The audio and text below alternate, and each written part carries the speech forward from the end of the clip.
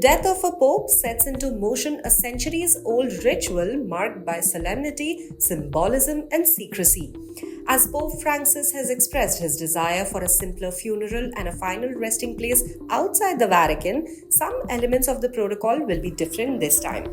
But much of the structure remains rooted in long-standing Catholic tradition. Here's a detailed look at what will unfold after Pope Francis's passing. The first official act falls to the Camerlengo or the Chamberlain of the Holy Roman Church.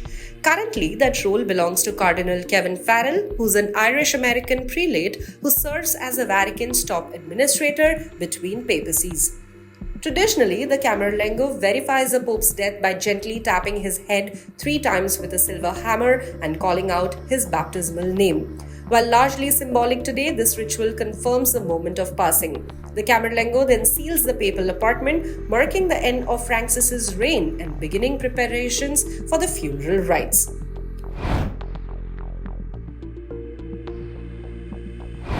Next, the Camerlengo, along with 3 cardinal assistants drawn by lot from among the cardinal electors, performs a key symbolic gesture. They break the Pope's fisherman's ring and his lead seal. These items, unique to each pontificate, signify papal authority and must be destroyed to prevent forgery or misuse after the Pope's death.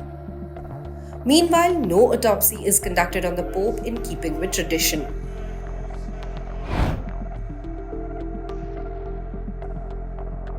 While the past popes have been displayed for public mourning atop a raised platform called a catafalque in St. Peter's Basilica, Pope Francis has opted for a different approach. His body will lie inside a simple wooden coffin lined with zinc, and mourners will pay their respects with the coffin open without the typical grandeur. The Pope's coffin will be moved into St. Peter's Basilica after the Camerlengo and assisting cardinals agree on the timing. Typically, this occurs within a couple of days following death.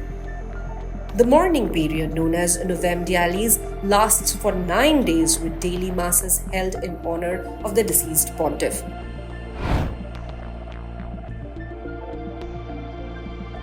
Francis had requested a departure from the papal custom in death, just as he did in life.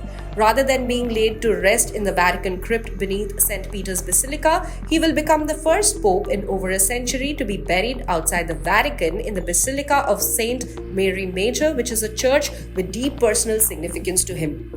Funeral and burial arrangements, while guided by tradition, will be finalized by the College of Cardinals, with the funeral usually held 4 to 6 days after the Pope's death, most likely in St. Peter's Square.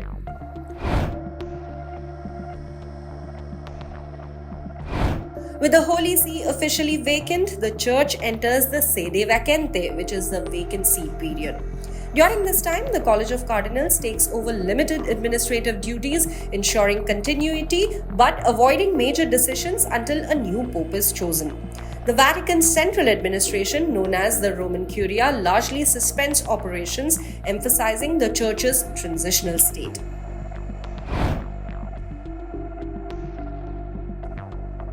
Between 15 and 20 days after Pope Francis's death, the cardinals will gather in the Sistine Chapel for the start of the conclave, which is a secret election process that selects the next bishop of Rome.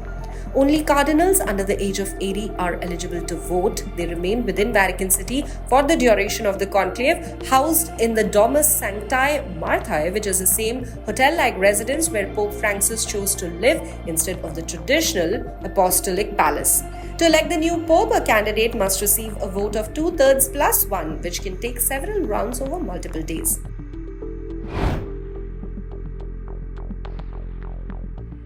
As each round of voting concludes, the paper ballots are burned in a special stove inside the Sistine Chapel.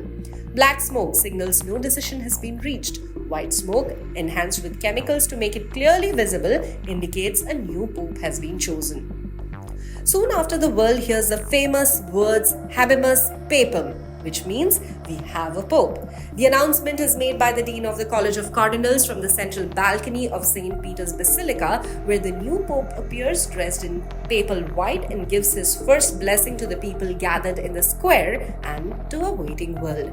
This process, steeped in history yet always adapting to the personality of the pope it honors, will soon turn the page on the papacy of Pope Francis, one marked by humility, reform, and a desire to bring the church closer to its people.